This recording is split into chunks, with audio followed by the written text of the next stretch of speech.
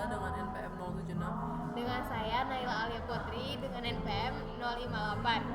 Nah, di sini kami akan menjelaskan bagaimana cara mengisi SPT PPH Badan pada aplikasi Cortex.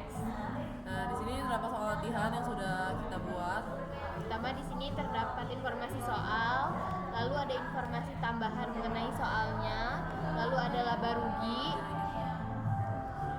serta laporan posisi keuangan dan daftar penyusutannya. Nah, di sini kita akan mengisi untuk lampiran 1. Di soal itu ada pada biaya transportasi terdapat pembayaran ilegal ke Diskop sebesar 30 juta. Nah, jadi di sini kita masukin koreksi. Jadi nilainya itu 325 juta.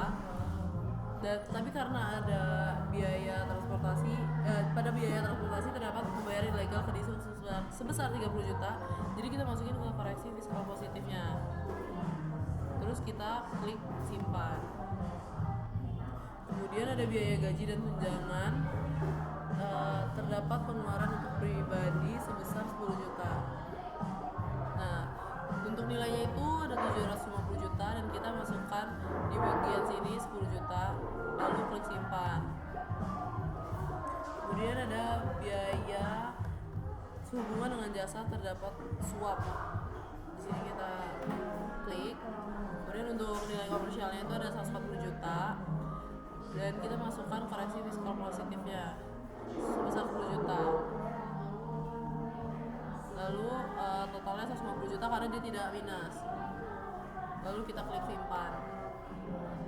Kemudian di soal berikutnya ada pada biaya lain-lain terdapat sumbangan untuk yatim piatu sebesar 2 juta.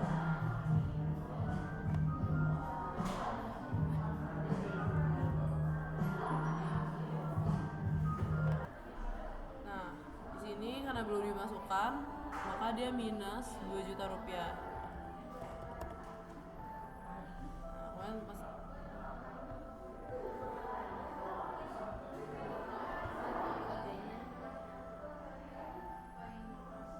Nah, kita pilih harta yang dihibahkan, bantuan atau sumbangan. Kemudian kita klik simpan. Nah, setelah kita selesai mengisi laporan laba ruginya, kemudian kita lanjut ke laporan keuangan. Nah, seperti di sini contohnya ada kas dan setara kas sebesar 2 miliar dan piutang usaha sebesar 1 miliar 200 juta. Dan untuk akun-akun lainnya diisi berdasarkan soal-soal yang sudah kita buat tadi. Nah, kemudian kita masuk ke lampiran 2, yaitu daftar pemegang saham atau pemilik modal dan jumlah dividen yang dibagikan serta daftar susunan pengurus dan komisaris. Di sini ada Nana dengan NPWP 163 538 7 593 23000 dengan alamat Jalan Baru di negara Indonesia dengan jabatan direktur. Modal yang disetor adalah 433 juta dengan modal disetor persenannya itu sebesar 40%.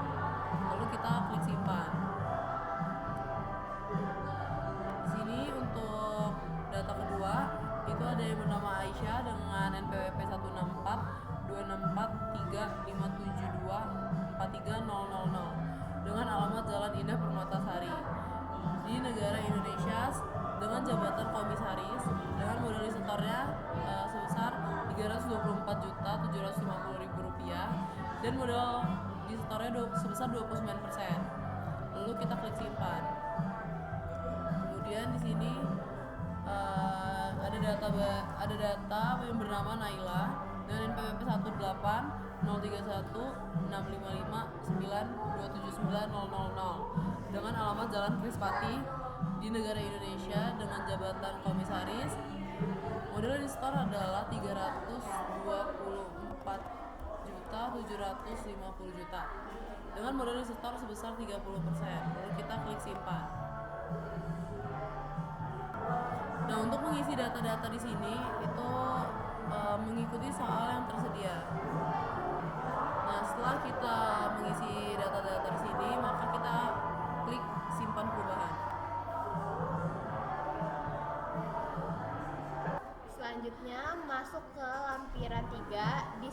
kita mengisi di bagian PPh yang dipotong atau dipungut oleh pihak lain. Untuk contohnya yang pertama terdapat pemotongan oleh PT ABC dengan NPWP 1582839643000. Jenis pajaknya PPh pasal 22 dengan PPh yang dipungut sebesar 25 juta dengan nomor bukti potong 21-BP-22-2027 dengan tanggal transaksi sebesar pada tanggal 23 November 2027.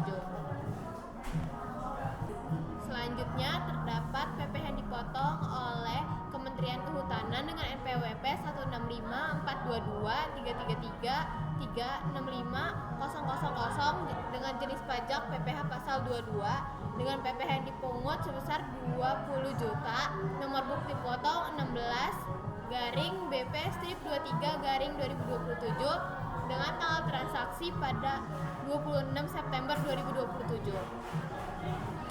Selanjutnya terdapat PPh pasal 23 juga yang dipotong oleh PT XYZ, PT JKL, dan PT DEF dengan total jumlah kredit pajak sebesar 60 juta. Lalu kita klik simpan perubahan. Selanjutnya masuk ke lampiran 8 yaitu perhitungan fasilitas pengurangan tarif pajak penghasilan bagi wajib pajak badan dalam negeri berdasarkan pasal 31E ayat 1 Undang-Undang Pajak Penghasilan. Nah, di sini sudah terdapat data yaitu peredaran bruto sebesar 7.500.000 juta dengan PKP sebesar 2.320 juta. Dengan jumlah PPh terutang pada akhirnya 347.072.000. Nah, kemudian kita masuk ke bagian induk. Di sini ada yang pertama ada identitas wajib pajak, kemudian ada informasi laporan keuangan, kemudian ada penghasilan yang dikenakan PPh yang bersifat final dan yang tidak termasuk objek pajak. Kemudian di sini ada perhitungan PPh-nya. Oke, nah selanjutnya di sini terdapat pengurang PPh terutang yaitu dengan data kredit pajak sebesar 60 juta ditambah angsuran PPh pasal 25 berdasarkan soal sebesar 20 juta sehingga menghasilkan PPh kurang bayar sebesar 80 juta yang harus dikembalikan melalui pemeriksaan. Selanjutnya perhitungan angsuran tahun berjalan serta pernyataan transaksi sudah terlampir. Setelah itu SPT sudah selesai diisi dan dapat dibayar dan lapor. Di sini masukkan kata sandi penanda tanganan, konfirmasi tanda tangan. Di sini sudah terdapat PPh badan masa pajak 2027 sudah dilaporkan. Selanjutnya kita masuk ke menu pembayaran. Nah, setelah selesai dibayar dan dilaporkan, maka keluarlah bukti penerimaan elektronik dari company kita. Nah, ini menandakan bahwa SPT telah selesai dilaporkan serta dibayar. Nah, cukup sekian dari kami. Wassalamualaikum warahmatullahi wabarakatuh.